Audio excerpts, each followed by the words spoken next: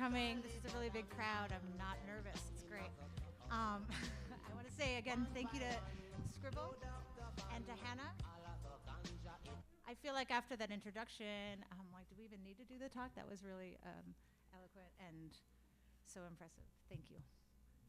And I would also like to say thank you to Hannah for inviting us and to putting this on every time.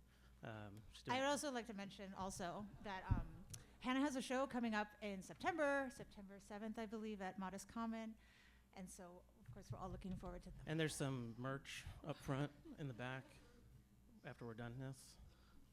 Right, I think they saw that on the way in. Okay, so I think I'm going to start. So yes. The way that we've done this, Liv and I have known each other for 14 years. Feels like a lot longer, actually. Okay. So we went to grad school together at Rutgers. That's right, Scarlet Knights. And we moved out to LA at the same time, basically. So we've been here finding ourselves in Los Angeles this whole time. And so when Hannah asked us to do it, we had this idea where we would pick works from each other that we would want the other person to talk about. So I've picked about 5 or 6 of Liv's work that I'll ask her questions about, and she'll expand on, and she'll do the same with mine.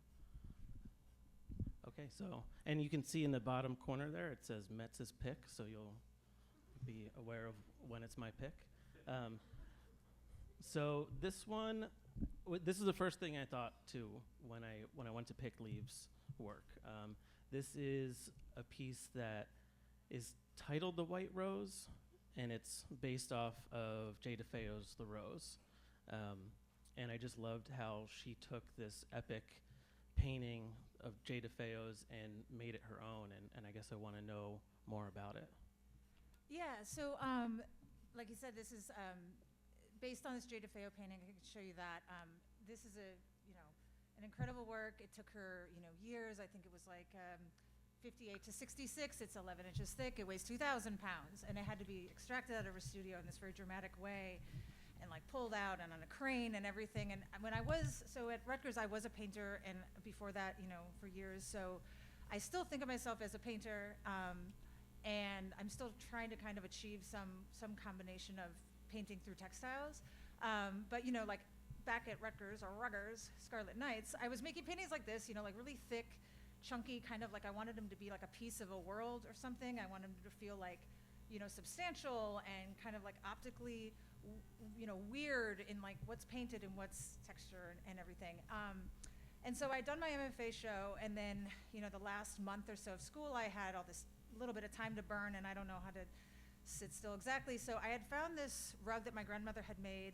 I'm from Wisconsin, and it's this piece that was rolled up in her farmhouse and on the piano. And so I'd had it in my studio, and it kind of felt like this little beacon of like, she died when I was 12, and she was really important to my like youth and helped raise me and everything. But this piece to me seemed like this really pivotal point of being able to like open up a connection, like a little bit of a hello conversation to my grandmother. And I'd been looking at a lot of like outsider art, like Giesben quilts and Thornton Dial and Forrest Bess and things like that. And I liked folk art. And so Is this the front and the back? Yeah, so the one on the like over here is the front, but I was really drawn to the back because you could really see this whole the arrangement of this very like intuitive, and I feel like most rag rugs are really like, there's a pattern. People buy a pattern, they draw it out, and there's a plan, and then they execute it, and there it is. And it's a lot more of like a picture or decoration. So the fact that my grandmother had made something that was so, I feel like it was like a portrait of a daydream, or I thought like maybe this is a portrait of her mind in a way. And so I was really drawn to that idea of like just letting the piece, because that's how my paintings were. It was like process, and you kind of find your way through it, and there's a push and pull between you and this thing. And so I looked it up on the YouTube, and then I started working that way. And so like, This is a Metz pick. Oh, Metz pick. So I picked this one because I wanted to know about the shape, and I just, I'm following Liv's work and knowing that it was coming from rectangles and squares for so long, and then this having the opportunity to just grow into its own thing. And then, she's in the middle of it, and it's one thing, and then as it's growing, it becomes a different shape, a different image, right? And so I wanted her to speak on that. Yeah, so, when I first started, I was just thinking, like, I didn't have a plan, and I was just kind of getting familiar with the material in a way and seeing what kind of mark making I could do. And I really liked that it kind of employed my, like, farm kid, like, need to be busy and to work and kind of have a repetitive labor involved and so some of that just kind of, like, it just became, something clicked, it was, like, activated, and I became, like, able to just roll with it. And so the piece, like, really, there's some parts that I was in charge of, I guess, and then some parts that were really much more, like, unconscious. And so I like that it was kind of, again, like a map of thinking, like, this is a map of my, brain, I guess, or at some level. And then they also became, like, pieces of a world, that they kind of had this physical presence, like, this is this haystack, it's a home. And that going back to that Jay DeFeo painting, like, this idea that you're, like, with this thing that's kind of like your obsession, and you're kind of just toiling away at it. I mean, this obviously wasn't taking me years, but it's that idea of making something so big, you don't have a plan for it, you don't know what you're doing with it. It's just it's a project, and it's an experience. Hell yeah. Yes. And then it also, I feel like, going back to the rag thinking and kind of figuring out, like, what my roots are. I grew up on a small farm in the middle of the Midwest, and I think there's a lot of sense of, like, class was a bigger thing for me. I was like a white person in a white town. That wasn't really the thing, but it was class because, like, when you're a farmer, it's kind of, you're poor, and people kind of make a lot of association or, assumptions. Maybe you're stupid, or you're redneck, or you're Republican, or, all these things are like, but to say that, maybe being poor can make you clever and capable, and maybe farmers are taking care of the land, and maybe you have this, like, regional knowledge, and there's this deep sense of place. And so I feel like when I was thinking of these things, going through in my mind, like, creating these feel like maps of a place from above, and that there's this kind of, like, mental topography, but also like a mental space that I felt like connected to it in doing something that my grandmother had made, but also doing something that involved labor, and also doing something that wasn't like a quick, hot take, that you could just throw up on the internet and it's not sexy, it's weird. So I was making things like this, right? And yeah, the shape was determined later, the orientation was determined later. When I went to the white rose one, I just decided to, like, take the color out. I can do color, I go crazy, I can add every single thing in, I guess, but, like, to distill it and say, like, what remains. It made it much more about drawing, it made it more graphic. My cat Rudy disappeared. I was looking at Joanne Greenbaum paintings, my hands are in there. It becomes a lot more about, like, things I was observing and things I was doing. And so I kind of just like that I had to kind of, I don't know, put it out there and, like, let it be. I thought that was a nice turning point. And then also because I was able to, like, make these like, if they're paintings, if they're fabric paintings, I was able to, like, move them around, and I would take them camping. This is in Red Rock Canyon, and I would take them, and they could take on what's underneath it. They became sculptural. It's fabric, but it's a line, but it's a drawing that acts like a painting, that could be a sculpture. I don't know, stuff like that. Then, So this is at Miss Barber's gallery. This is a show that I curated called The Midnight Sun, and I really wanted to put this piece in of leaves, but the gallery was too small to put it on the wall. And I had seen her post the pictures of the piece in the desert and on the rocks, and I was like, oh, now this can go anywhere. And we figured it could go on the ceiling like this. yeah. So, like, I like the idea that a piece, that a painting, that a textile could become, like, create a space, could create, like, almost like a gravitational pull, or that it could be, I don't know, like a ceiling, like outer space. This Midnight Sun, it's about it's like the Twilight Zone, and it's this lady. The Earth is somehow got stuck where it's going closer to the sun. So hot. Too soon, right? It's terrible. Anyway, so it's moving closer, and she's in New York City in 1954, and she's painting this painting, and then, you're getting closer, everyone's hot, and then all of a sudden at the end, it's like, no, you're moving farther away, and you're like, oh my God, now it's cold. So anyway, I just wanted something that actually felt like, you're lying beneath it, and it maybe has some sort of sense of, being space, cosmic. And then this is at a place called Arvia in LA, and also it was in July, it was really hot. So I was just thinking of like, yeah, maybe for this show I'll make shade, you know, so that we can all survive. And then there's shadows and different things happening through these are all like little mouths and there's holes. And so there's like, the textile was a little bit more see-through. It would cast shadows, and it also became a place that people, you know, are hanging out. So it's a shelter, it's shade, it's create shadows, it's see-through, it becomes a space. That was cool. And this was in Taiwan. I'm using more paint in some of these, so kind of going back and forth where the hooked part becomes more of a drawing. And I feel like I'm still kind of going back and forth with that of like, you know, the filling in and then like opening it up and giving it space and interacting with paint. It's all what's happening. Metz pick. Okay, so for this one,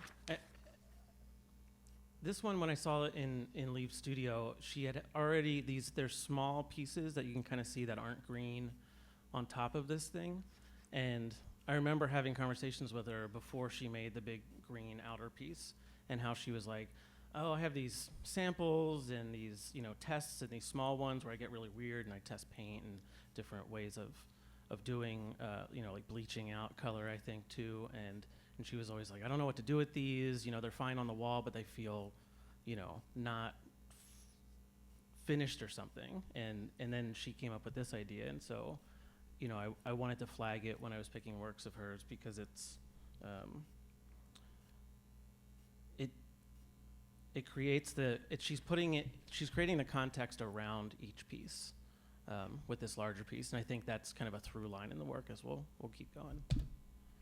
Yeah, so this big yellow background piece was actually its own thing, and I showed that in Nevada at the show. And then all these other ones were ones that, you know, I wanted to make these little pelts. I like these little things and these little experiments, but on their own, I wasn't really sure how they operated. So I wanted to do like this idea of like collaging and maybe more potentially do like more of an installation. This was a proposal for a gallery in New York where I was kind of showing like, okay, what if I do this to like the whole damn gallery? And they said no.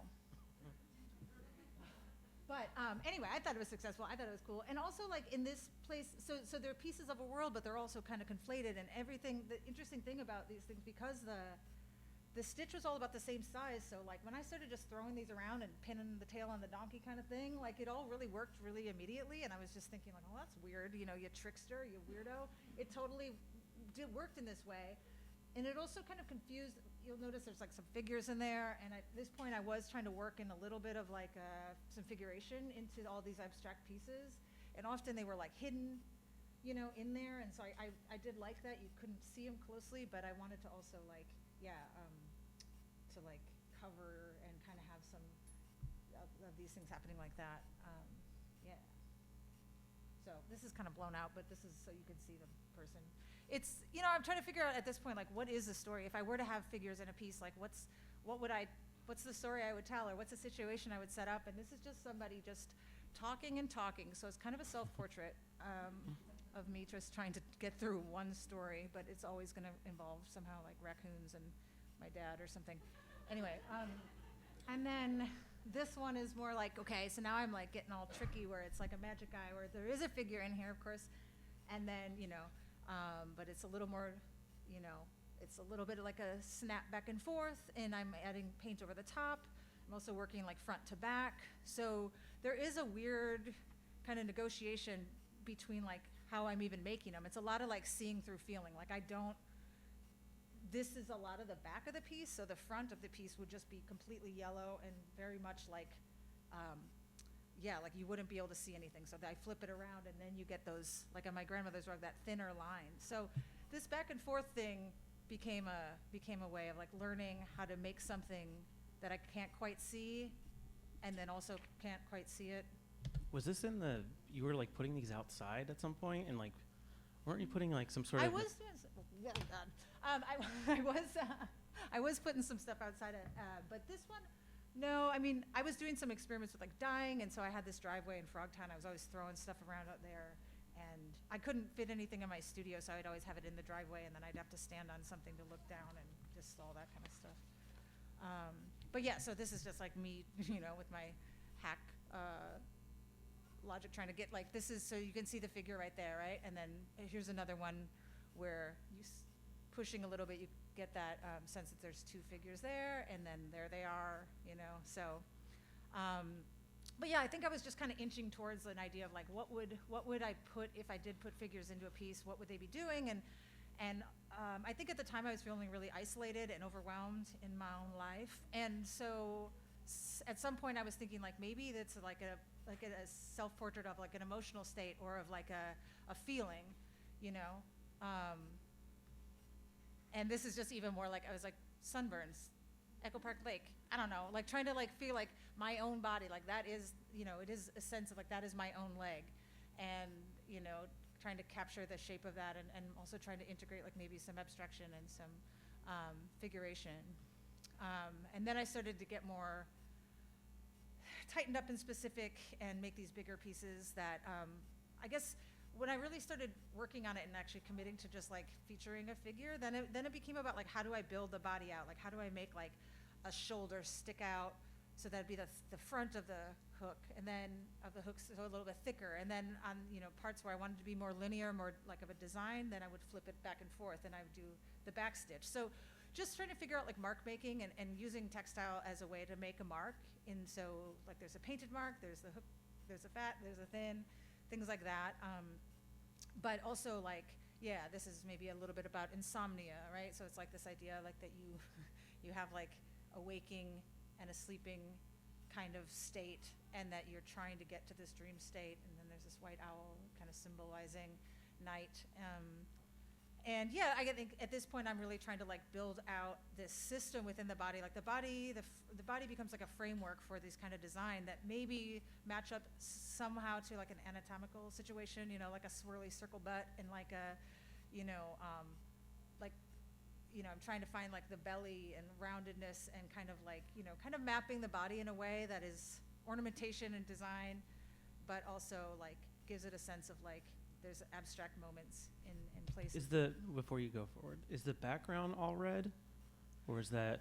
Yeah, so this one is red burlap, and then all the, so I left a lot of like burlap showing in this, yeah. Is that steam rising off of that person?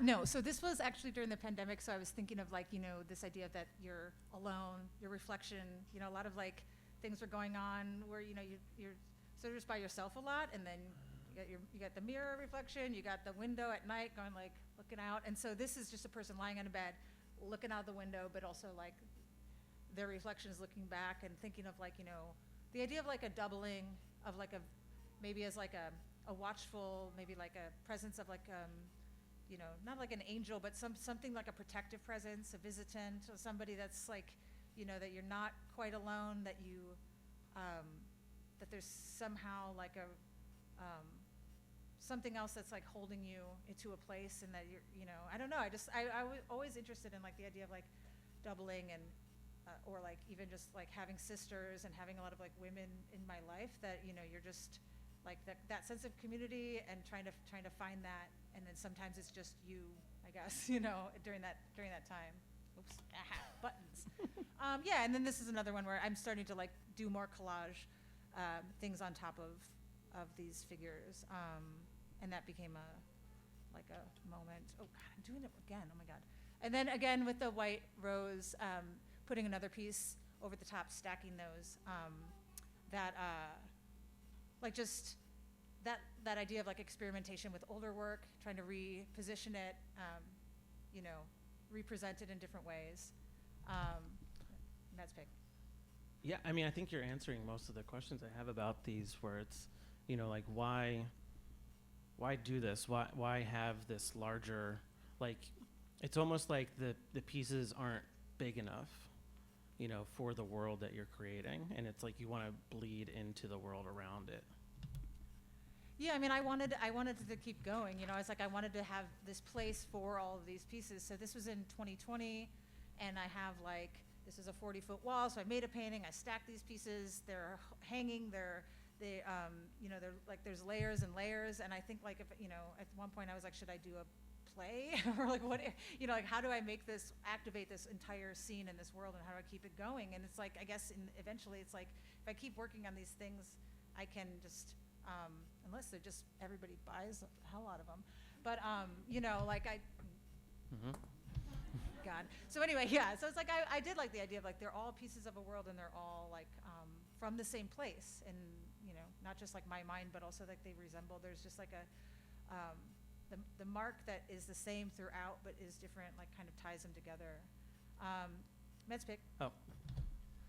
Yeah, I wanted to flag this one and the next one where it's, you know, I'm seeing Liv start to like fold that space. She's like expanding into the gallery, into the world around her. And then these, like the more complicated they get, the more it starts folding in on itself. So I'm thinking about like this is I believe it's a piece of a woman making one of the things that we're looking at. So it's like this folding on top of itself.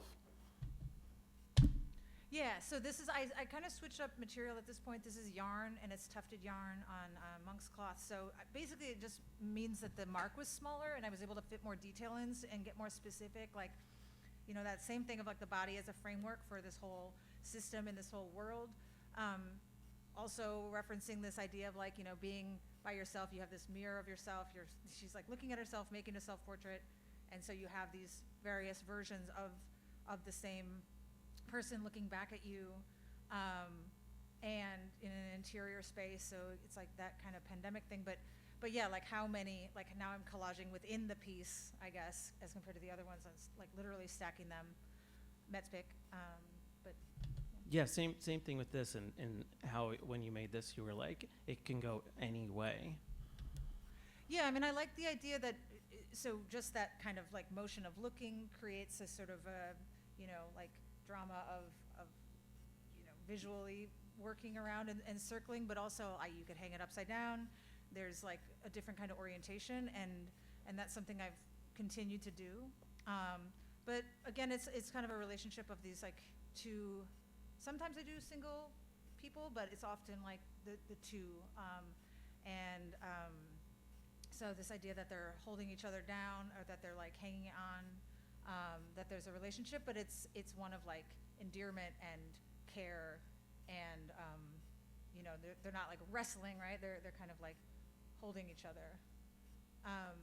And so then I started moving in this direction where I was putting these, you know, figures and really building out the language that's happening inside. And so some of that, you know, it's kind of like references tattoos or ornamentation or decoration, and a kind of like stream of consciousness, you know, like, you know, a hot air balloon, a turtle, you know, like I was able to really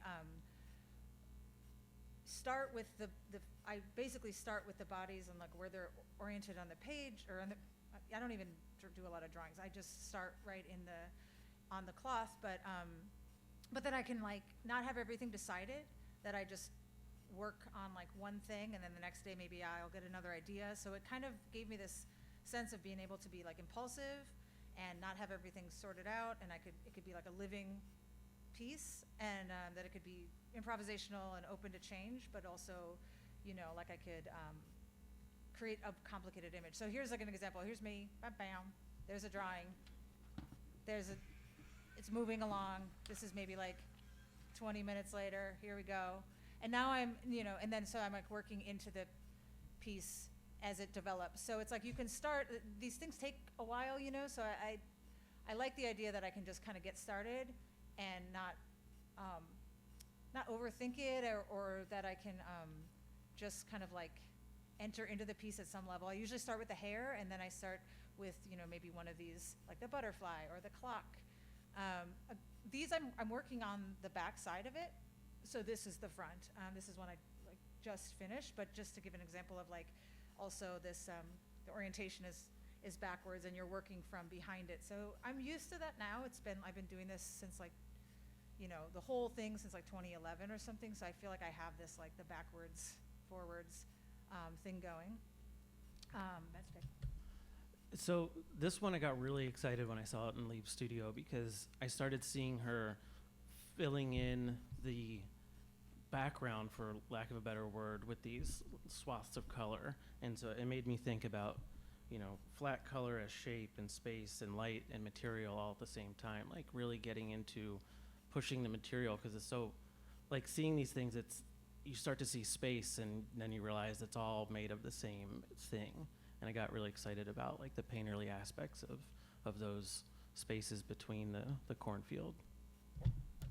Yeah, I mean, a lot of these stories, or like these pieces, do have like a specific like origin story. So at this point, like I had gone back to Wisconsin, and all my dad's cows got out. There's like 5 last rebel cows that got out, and so me and David were running around in the cornfield, and there was this sense that like you could not see in front of you, like 5 feet. We couldn't see anything. We couldn't see each other. We couldn't see the cows, and it was this crazy thing of just like, I haven't been in a cornfield in a long time, where I've been running around, and like there was also a level of like, kind of panic a little bit, but just, I think there's something about that sense of like the way that,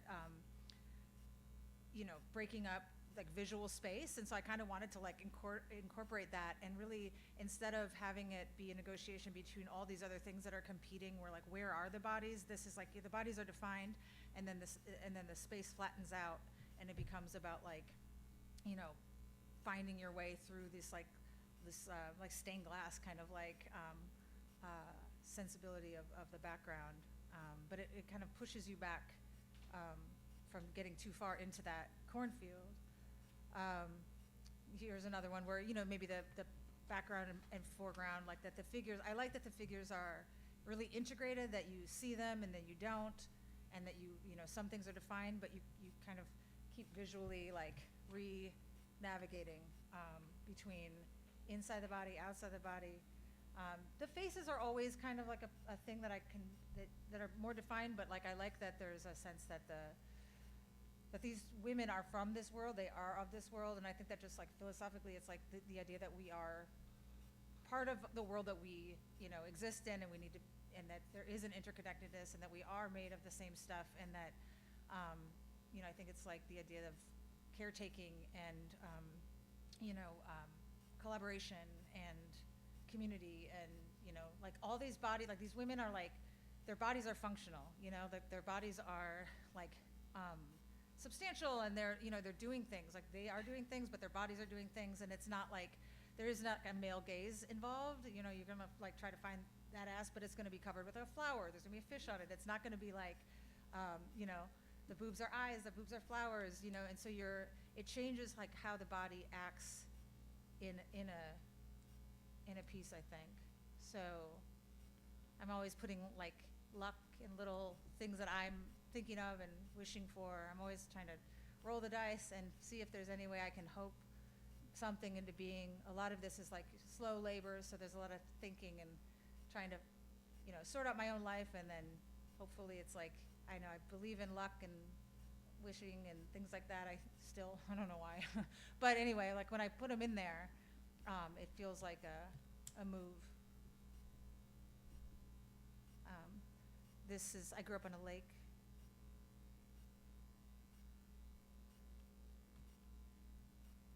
I went to Havasu Falls and hiked in the Grand Canyon last year in May. And so this is like a very specific memory of like this certain kind of aqua water. And I was trying to, capture that memory, and also just like that waterfall, which is kind of funny because the background is really in focus, like that waterfall is really in focus, whereas the foreground is not. But I was just like those waterfalls were crazy, and it was such a vivid memory, and it's something that was just like an epic adventure. I'm still trying to remember all of it. I went to Norway. I took my dad there, also like a really epic adventure. And so like coming back from that and coming back to like Vernon or something, and being in some hot studio and being like remembering like the trip, and there's certain things like there's flowers on the bottom. Those are like named after my great uncle. Like I have these things that I sneak in there that are important to me, but I like the idea that you can also tell your own stories. There's also things that when you see like a swan, you might have something, you remember, or a conch shell, or, fall leaves. And so I like that they have a little bit more open-ended, symbols and things that can trigger your own memory. They don't have to be, they're not specific, right? And this one's called Axe in the Honey Pot. It's another way of like saying that if you find luck, if your axe is in a honey pot, it's like you're in luck. So again, trying to like set myself up for success, like wishing for the best or whatever.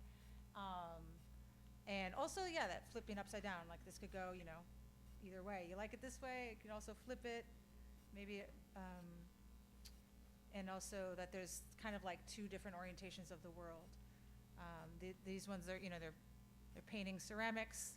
She's stacking them, she's painting them, so they're working together, but they're also in this like upside down, topsy-turvy kind of anti-gravity situation.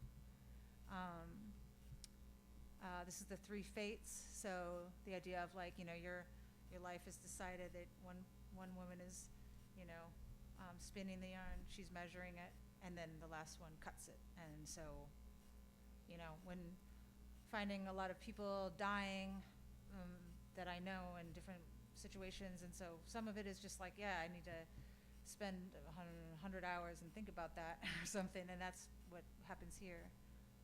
But also playing around with, again, like all the colors in the world, and then like more of a limited palette, and what happens when it's more monochromatic, and how does that change the space? They kind of camouflage a little bit more. Maybe it's a little harder to see some of the edges.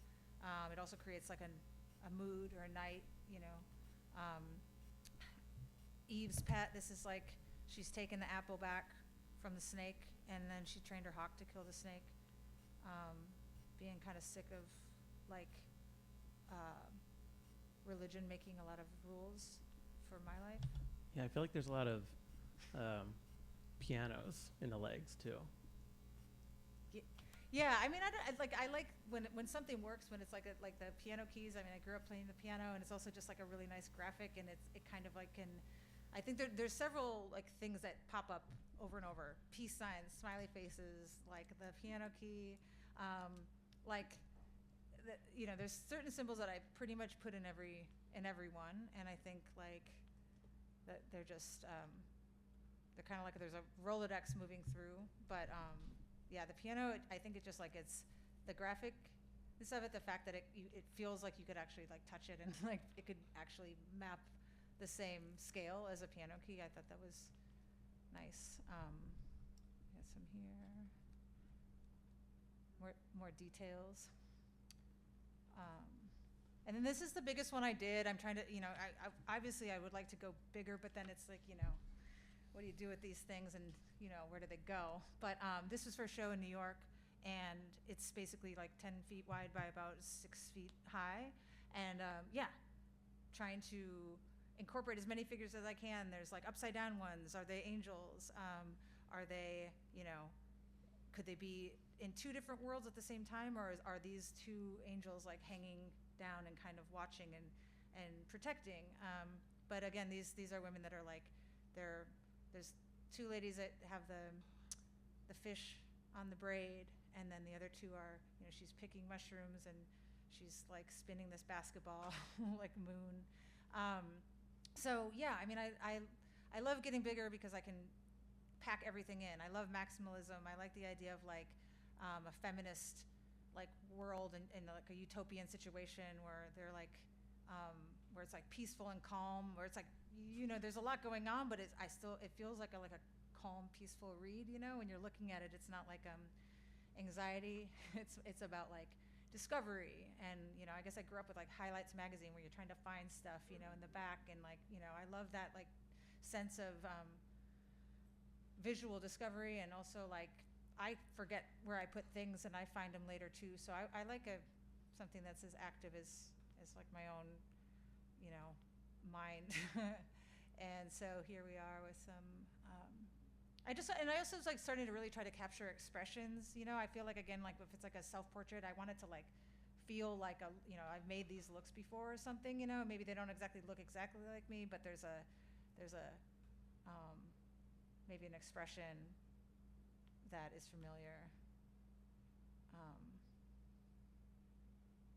Yeah. And then these are just some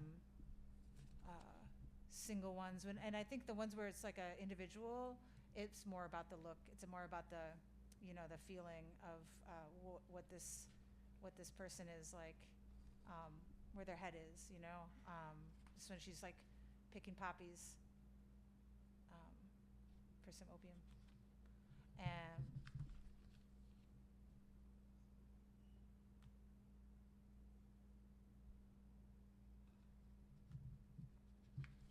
making a painting.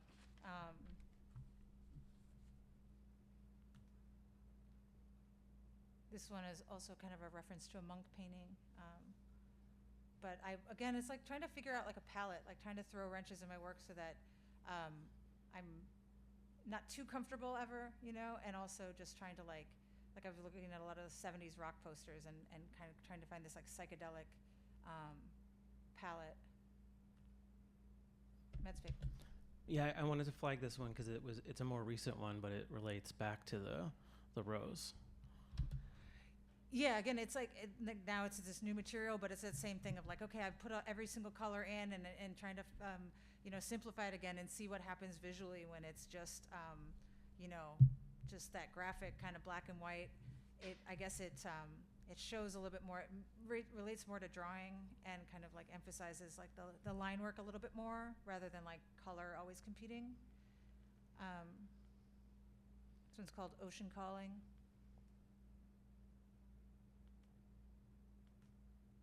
And then, yeah, these are just like, the last 3 slides I'm doing are just like, these are just an example of just the faces. And again, I guess that's kind of like where I'm landing as I get more proficient with you know, I do this I have like a hook tool and I have the tufting gun, but you know, as I build out these faces, like really trying to capture expressions, and I'm trying to get them to look as much like a real, you know, like expression of person that as I can, but also have these faces that are made up of like, you know, shapes and color and kind of more of a confusing thing. So yeah, I guess these are the all arrange, and then oh hey, so that's yeah. These are just, you know, in my studio. I'm trying to figure out what to do, but yeah. Oh, uh-oh. Let's all go to the lobby. Let's all go to the lobby to get ourselves a treat. Delicious things to eat. The popcorn can't be beat. The sparkling drinks are just dandy. The chocolate bars and the candy. So let's all go to the lobby to get ourselves a treat. It's just a 1-minute intermission. Let's all go to the lobby to get ourselves a treat. Now to pause and refresh. For your convenience, we have an attractive refreshment stand in the lobby with buttered popcorn, golden good and hot from the popper, your favorite candies, wholesome and rich with a flavor treat for every taste, ice cream and other good things to eat, plus delicious Coca-Cola, so bright and bracing with the tang and tingle unmatched by any other beverage.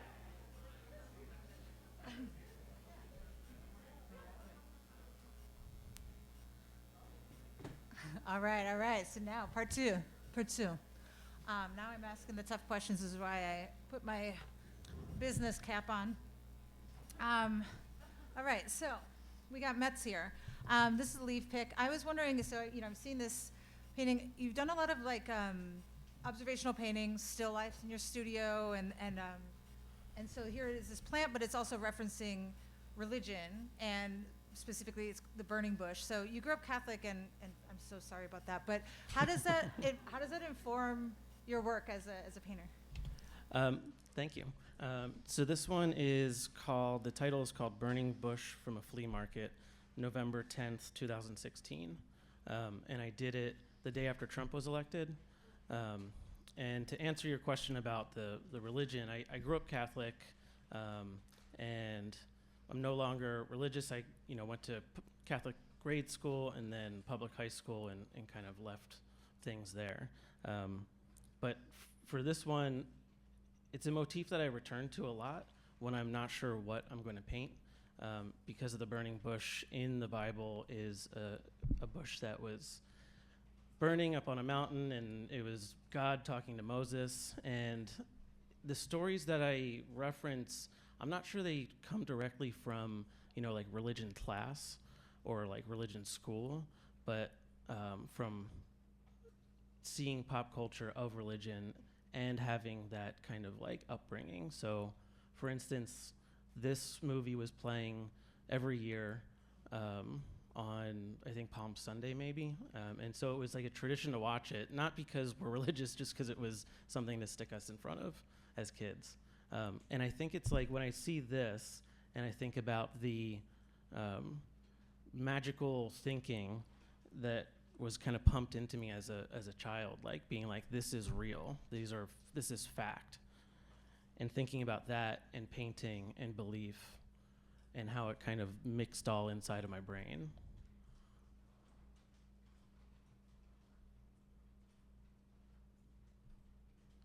So here's a still of that.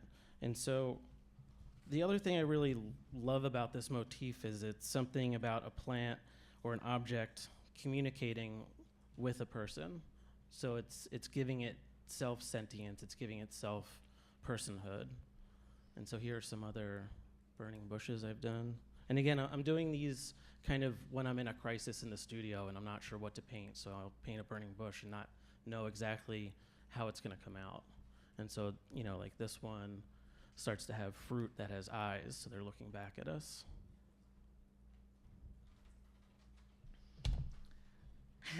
So this one is a leaf pick. So it's like this funny thing of like this orange, it's alone in a field. Seems like it's on a journey, it's like trying to get across. And so it's almost like a comical thing of like there's this fruit that like left the bowl and like it's lost or something like that, and you want to help it. But it's also like it's very sincere in a way. And I don't know if it's just that little dot of the top of the fruit and this kind of like anthropomorphism. Tell me about like how the fruit operates, like in the bigger space outside the bowl. So this one, it's funny. A lot of the leaf picks are kind of pieces of crisis for me when I. She's onto something. So when I did this one, I really did not know what the hell I was doing. I had just arrived to Skowhegan, and they were like, "Don't come with anything, no ideas." And so I did that, and I got there, and I was like, "Oh shit, what am I gonna do for the summer?" And we were drawing in this group of people, and I had an orange next to me, and I put it on the paper and traced it, and then just started to build up around it, like intuitively.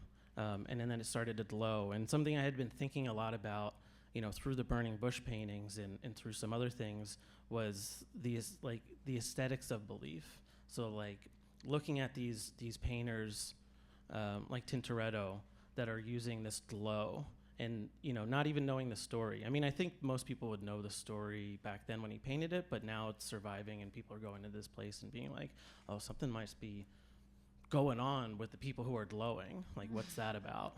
And so I was trying to think of like, what can I do with that if I don't want to paint figures and I don't want to paint religion? And so part of the way I think about the fruit paintings and paintings in general is I'm building up a logic as I'm going. And so the fruit ended up at the bottom of the landscape or the bottom of the painting, and then the landscape kind of came from that. And I'm thinking, okay, if this is, I start to question it in this logic puzzle way, and I think, okay, if this lemon is by itself and it's at the bottom of a landscape and it's landscape is surrounding it, then it must be kind of like secluded or alone. And if it's glowing, going with like that, the glowing of the Tintoretto paintings, like it must have some sort of personhood or sentience or awareness in it, and it's a way of kind of like representing that, but also the viewer doesn't need to know that, it just needs to know that the light is coming from the fruit, and that's weird. And then I was also thinking about like where this, composition comes from, because it doesn't come out of it comes out of my head, but then I'm thinking like, oh, this really looks like this. And I'm thinking about like what it is about the figure in a landscape by itself. Are you the lemon? Sometimes. I mean, yes, I am the lemon. Your head is glowing right now. Mic drop. Okay, so I'm thinking about that. I'm thinking, thinking about what it is to be a figure in the landscape, but doing it in this kind of sideways way where I'm thinking, when I'm putting the lemon in the landscape like that, or the orange, it starts to feel existential to me. It starts to feel like this tiny thing in this huge space. And all the fruit is always life size. So I kind of start with that and then have these paintings around that I'm not sure where it's going to go or what it's going to look like, but I know that the scale is going to be like that. So this one is called An Orange Having an Existential Crisis. And so that's the orange in the landscape down there. And it's reminding me of more like transcendental painters and people thinking about this lone figure in the landscape. And then I go to this one. The titles of these are, in my mind, very straightforward. So this one's called Peach's Night, Dreaming of Itself. So I'm thinking about the peach glowing at night, and it's dreaming of itself in the sky. And so I'm kind of trying to collapse all these realities and all of the peach's reality, my reality, the vision's reality. So this one, again, when I'm using the fruit, I'm usually tracing it directly onto the surface, trying to find a composition and trying to follow that weird logic that I've come up with it. And so when I traced these two bananas, I could see that if I put the horizon here and put the banana up here in this one, it must be, the title of this is Banana Astral Projecting. This one is called Pear's View of the Sky. So I'm starting to think about, in other ones I'm like, oh, this fruit must feel existential, it must feel this certain way. And now with this one, it was kind of revelatory when I started thinking, okay, what does it see and how does it see? So, and how do I image that in a painting? So I have the pear. We see the pear in the landscape. We see that it's, the horizon is straight like that. But then we see how the pear sees with the kind of band of sky around it, and then the shadow behind that kind of, again, collapsing these spaces. So this one, when I was thinking about how the pear sees, how the fruit sees, I started thinking, okay, what does it see? Or not what does it see, but what is it looking at?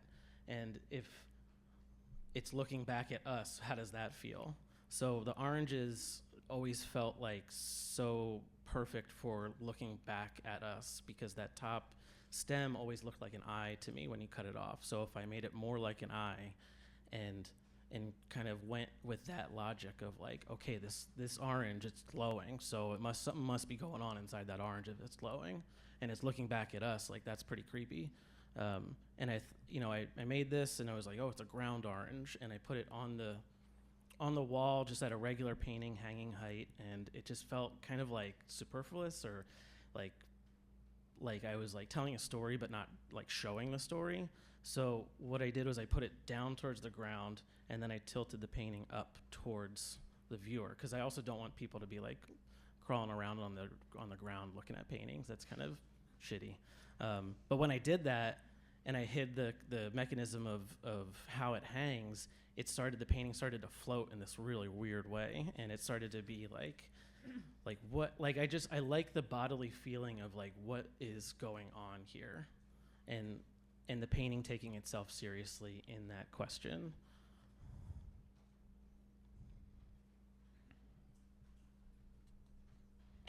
One thing I would notice is that you create, you make these paintings, but also they're very specific, the way that they're hung. You fabricate, you kind of make these arrangements to hang, and so part of what I've noticed over the last couple of years is the skills that you're learning, so that you can have something be very specific, so that it hangs. Yeah, it's there's something that is glowing, ascension maybe looking at you, but then you're also above it, but that very particular sense of installation and how things relate to you, but it's also it's work, and it's a lot of experimentation to get it to actually be exactly how you want it. Yeah, and I think I get lucky a lot. When I made these, they're incredibly easy to hang, and I figured out how to do it very easily. It's important to me that the work is meant to be lived with, so I want to make it super easy for people to just hang this the way it should be hung. So this is a leaf pick. Oh yeah. So again, like it's an orange, but now it's sculptural. So now, like once again, you're taking something that you've painted and then it's back out in the world. It's not an actual like orange, but it's, you know, same size, same scale. It's a sculpture now, and it's got the wound. So, you know, I guess it's like what about sculpture? Like why that translation back into itself, but more that you build it? Yeah. Like why'd you make it a sculpture in a way? It's a painting. Oh my. Okay, so it is a sculpture, begrudgingly. So this is, the title of this is Empathy Orange, and it's a cast sculpture, plaster cast, that I cut into, and then I paint with oil, so that makes it kind of a painting. And then I put a silicone tear on it. And I'll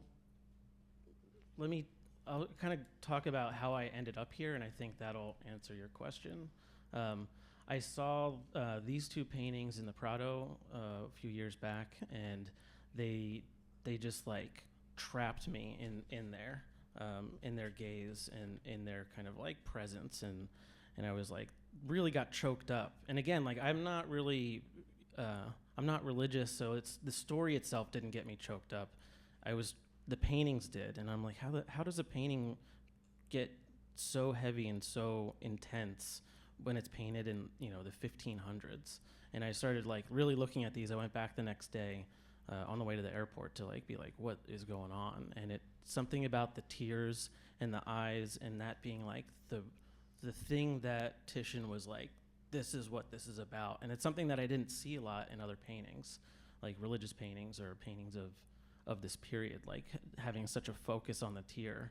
And I was like, okay, so that's maybe what's happening and why that's doing it. But I'm like, why are we focusing on these like heavy, sorrowful stories, you know, and like the crucifixion and how it's like so brutal and like you just like it's everywhere and it's somebody being tortured, and I'm like, what is with that?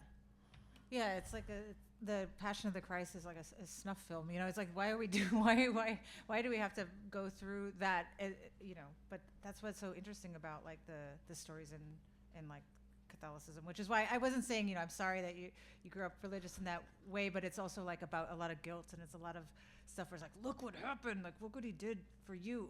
It's kind of crazy, you know. I don't know. Right, and so I'm thinking about that, and it's kind of just like, whoa, this is really intense, and I'm thinking like, what is the purpose of this if it's not to just make you feel bad? And then I started thinking like, oh, maybe it's like a way that the artist is trying to enact empathy or like trigger empathy in the viewer, right? Mm-hmm. And so when I'm, you know, when I'm thinking about that, you know, and I'm thinking about the fruit, and then I'm also seeing, you know, these sculptures that are like so hyper realistic, but also so like fake at the same time, and something's happening in that, and like these artists were like really trying to go for like the gruesome reality of this thing, but they were painted, you know, and like how paint can be that kind of material that's translating these ideas. And so I was like, okay, empathy and sorrow and all these things. It's like, okay, how do I work with that if I don't want to deal with religion necessarily or the figure necessarily? I'll ask the fruit, like, well, how do you do it? And then this is what kind of came out. I was like, how would I portray that in orange, or how would an orange figure that out?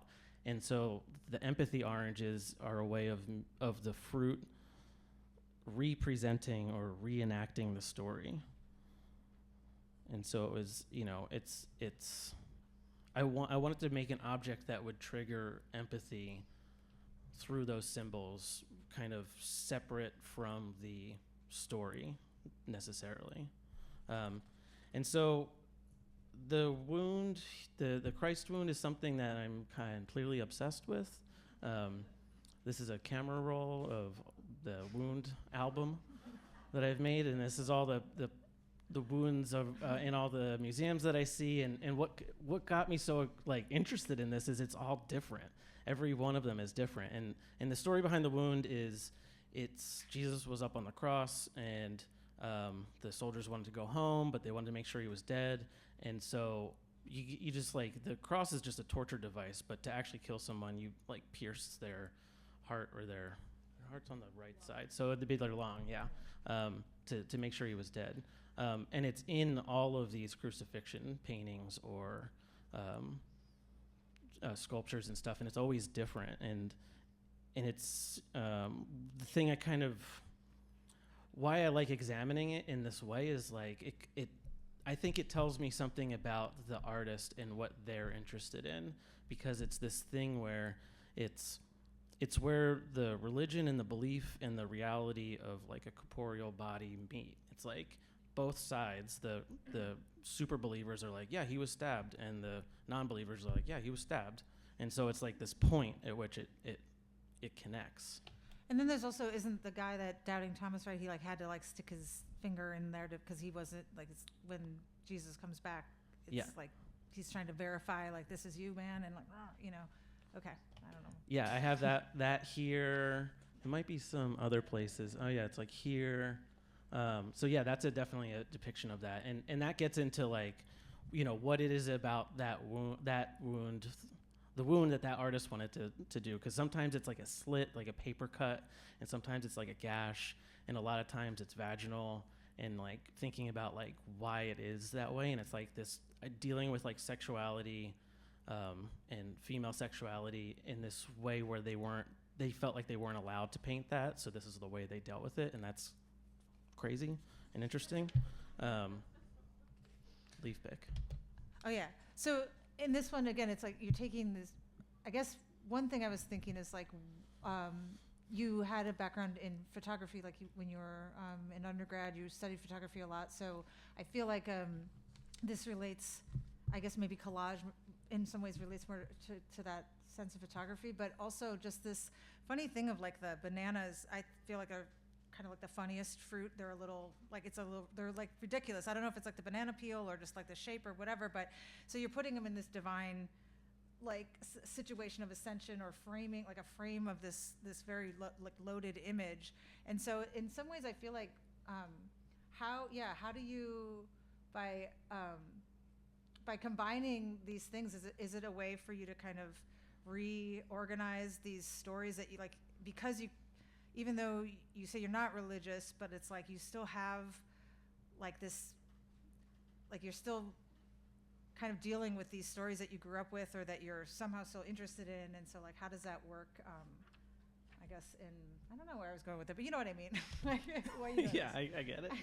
So these are collages that I make, and I make them from all of the pictures that I take on my phone, and it's a way of re-examining the things that everybody takes pictures on their phone. They're like, I want to remember that, and I'm like now printing them out and being like, why did I take a picture of that? And so like this banana formation, I took at a Starbucks like 10 years ago, just bananas on a counter that were formed this way, and I was like, oh, it looks like a frame if I cut out the middle of this. And then that frame, I started putting it over the pictures that I had printed out, and I was like, what if it frames the wound, and the wound is on a wall, and what's that about? And the bananas are like they're also like, I think about them as funny images too, or funny objects or symbols, but then putting like really like serious things around it. Like, and I think about them as like the collages in general are a way of like drawing for me.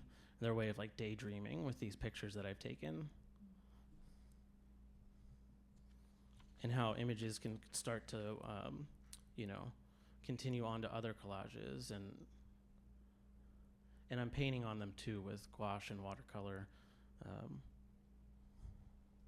When I draw just with like drawing material, I get too worked into like the material and how it's looking, and this is like a way of getting to images really quickly.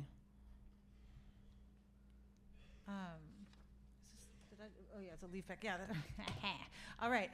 So this one, again with this idea of like creating a piece that has a very specific kind of experience of viewing it. So it's a painting, it's a sculpture, but it also has a light source. You're making these lamps that it goes back to the low hanging, the angle of the painting, like where it sits in space, and then it also has this kind of like light source that, with the glowing and the kind of reference of the holy, and it feels like you're still kind of trying to create a spiritual experience. Like it's that thing of you walk into a cathedral and there's like this drama and there's this kind of like just like a very like intense kind of I don't know. It's like that sense of like a spiritual moment. And so I guess I'm just wondering how that's working in this next series, like that you're trying to create like a sacred space. And of course, painting, yes, you could be like a painting is a spiritual object, and we can say Rothko is like a spiritual experience and stuff. But like, how does, like what is that? I don't know. Like, I guess you kind of answered some of this with what you were talking about earlier. But I guess like the combination of the lighting and the fruit and like what you're trying to get at with that. Yeah, so this is what I'm working on right now. This is like the newest stuff, the lamp paintings. And it's when I was working with the oranges, the ground oranges that were kind of coming off the wall, and then the sculptures of the oranges, I got kind of interested in like, how do I pull the painting even further off the wall and into a space and into like a lived space, like I want these things to be lived with. And if I put it on a lamp, then it's this domestic object that the painting can hold. But then when I do that, the light directing down does become this kind of like spiritual symbol of some sort. And so I was interested in that. And the fruit is made of paper mache. And I'm kind of thinking about, if the painting's coming off the wall, then the painting can kind of grow its own, dimension at the same time, and also deal with the things that I'm interested in, the glow of the awareness, the pit of the eye. So this one's called Group of Fruit Looking at the Light. And so I've made a bunch of these lately. And yeah, the light itself then becomes part of the material, or part of the, like you said, like the symbol of like spirituality. But it's also, I like kind of like saying that and kind of proposing that, but also when you could also look at it like a skeptic and be like, but it's just a peel on a green surface, but then you look at it closer and it starts to get like really kind of strange and glowy again. And so this one is called Ecstasy of an Orange Peel. And I was making these fruit peels and these fruits out of paper mache, just not knowing where they were going to go. I was just making a bunch of shapes. And when I made this one, it reminded me of Saint Teresa in Ecstasy. And so once I saw that, I was like, okay, so this orange peel is an ecstasy. How do I paint towards that, but also make it like as if you could just be like, yes. If someone was like, whoa, is that Saint Teresa in Ecstasy? I could be like, no, man, that's a weird thing to say, but it is. You're like, marry me. Kind of like the orange is looking back at you. It's like, no, it's just an orange on the ground, man. Like, calm down. But it's like, it's actually looking at you. And so this one's called Lemon Lovers. And most of the time I'm making the fruit out of paper mache, but sometimes I have them as dried fruit that are just kind of kicking around, that I seal with acrylic and then paint with oil back. And these were just kind of kicking around, and for whatever reason, however they dried, they fit together kind of perfectly. So I wanted to keep them together, and it started to remind me of this image of two skeletons that were found like this, and it's called The Lovers of Valdaro. And I think maybe it was like somewhat psychological, I came to that maybe because I was dealing with actually dead fruit and not just the paper mache. But once I put them together on the surface, I was like, okay, now I'll paint the black around it and have the black kind of like glowing in this way when the light hits it. So I'm using the light as material. And then finally, this one, I was, thinking about, the canvas comes first, and I'm kind of like, okay, well, what I did like a ground, I did this black void, I've done some other grounds, and I was like, what if I did the sky? Like, that's a really weird thing to have floating off of a light and a lamp. and I had another orange that felt like it was in repose also. So this one's called The Assumption of an Orange Peel, and it's because it's referencing the story of the Assumption of the Virgin Mary, and the story goes she dies, and instead of her like decaying like the rest of us, she was lifted up like whole body and everything up to earth, or up to heaven. And the reason why it's called The Assumption is because people are like, well, we assume that happens. I mean, she wouldn't decay. That would be weird. And so having this be referenced in that is a way of like assuming that this is happening, but it's also I like the negation of what I'm proposing too, where it's like the light is, it's like you paint a sky, it's supposed to be vast and bright and, you know, full of space, but then I'm putting an orange on top of it that's supposed to be in it, but it's casting the shadow, and I like having this kind of like play of material and space and how things should be and how they actually are. And that was the last slide. All right. Well, you know, we've covered a lot in your talk, Dustin, but I feel like you're avoiding a few things, and I just want to get them kind of on the table, so to speak. Is your favorite baseball team the Mets? No, it's the Phillies. All right. If you weren't an artist and you could flip a switch and be any other profession, what would you do? What would you be? I think I'd be, I think I'd be in politics. I'm really into politics. Not like organizing, but like strategizing. That sounds fun. Suspicious. You once said you wouldn't. Fucking yikes. Oh. You said one time you told me you wouldn't date someone who was not a Seinfeld fan. Is that still true? It was an impediment for sure. I don't know. I don't know. Okay, you all heard that. All right. What are 4 nicknames that people have given you, starting with the worst? Say that again. The 4 nicknames that people have given you, that starting with the worst. 1. No. All right. Okay, so it's now that I've been in the hot seat, I gotta put it back on leave. Coke or Pepsi? Ugh. I Coke, I guess. Yeah. Last movie you watched? Oh my God, David, what do we? I feel like I can't. I've watched so many movies that I can't remember anymore. She's censoring. David, what was it? I don't even remember. Oh, well, no, the theater, Long Legs. Not scary. Nicholas. Paper straws or sippy lid?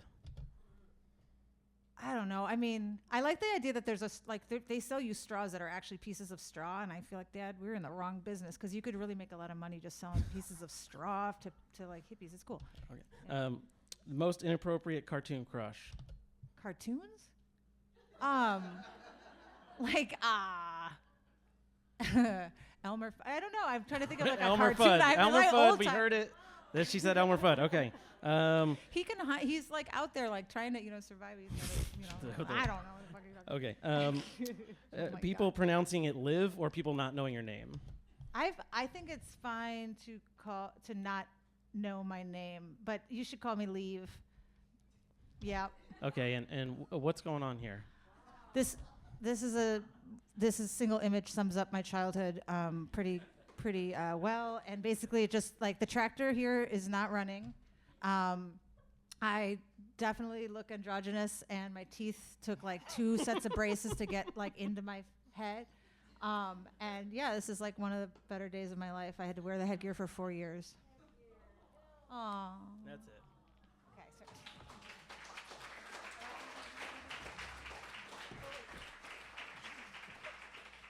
sorry. If anyone has any questions, that round of rapid fire was a way to open it up. So if anyone has any questions, let us know. I didn't want to leave just yet, I guess. Can't see anyone.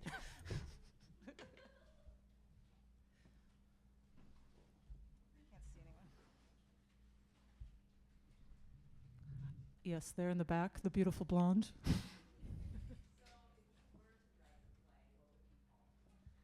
It'd be called Leave Me Alone. And it would be a reenactment of all my top stories of my life, physical reenactments of, stuff like that. Yeah. You've been threatening that for a while. I mean, it's a long story. It's a long book. I don't know. It's going to be, or it's a long play. It's going to be phases of slow release.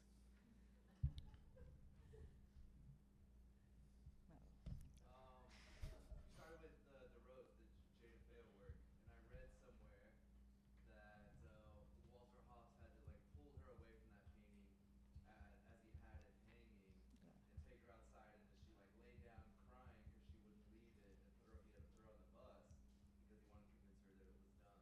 Yeah. I've always really admired that emotional connection to an artwork, and I'm wondering if either of you have had that experience with anything that you've made, and if you can talk a little bit about that and maybe tell us where that work is now. I don't know. I mean, I guess maybe just that rug that my grandmother made, I feel like sentimental with that, and I want to hold on to it. And yeah, I remember they thought she might throw herself out the window. You know, there was a point where she's sitting on the edge, and there's like that drama. But I don't know. I feel like I'm a little bit, once I finish something, it's always the next. And so after a while, I'm not as attached. What about you? I have a painting of it's of a collage I made when I went to the Prado, and I saw there's the Velázquez crucifixion in the bookshop. They have reproductions at like every size, and I thought it would be funny to get every size and then stack them on top, so it does this kind of like boop boop boop boop boop kind of thing. And I did that, and I was like, oh, it'll just be like this like weird object. And I had a friend who was like, oh, you should paint that now. And I was like, oh, shit, I should paint that now. And so I've been painting that, and I've taken a break for years. I was painting it during the pandemic, so I was like really in it. And I got those like magnifying glasses because it just got so, like the postcard image is this big, and it's the whole Velázquez painting. So that feels like a fool's errand to paint a Velázquez like 5 times consensually smaller, and so I'm on a break right now.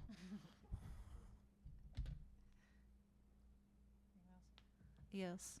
Okay, I have 2 questions. Oh. I'll start with Liv. So, you said that you like to paint good luck pieces, or not paint, Tough to, yeah, hook. yes, And look, yep. into your work. Is what brings you the most luck different than what you like to include in your work?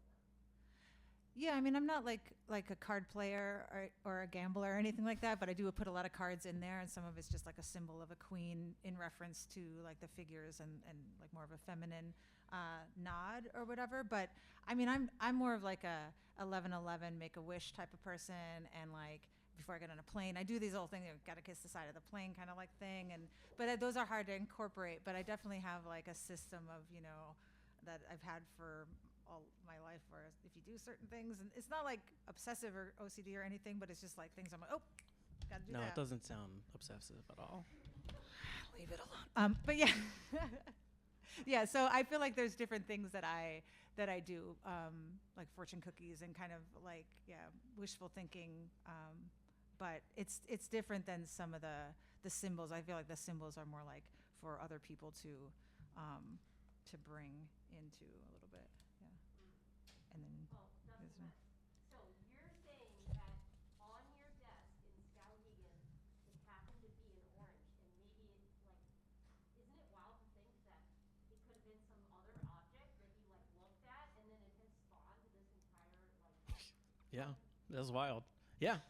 I mean, I was doing still life paintings before that, but I don't think I had done some like fruit in the sky, like fruit bowls before that. But yeah, it was definitely like so yeah, thankfully I was kind of hungry that day. I think we're probably gonna end it there, but we're gonna meet up at Footsie's afterwards with some pizza and hang out if anybody wants to come. So thank you, Hannah. yeah, thank you. And Scribble.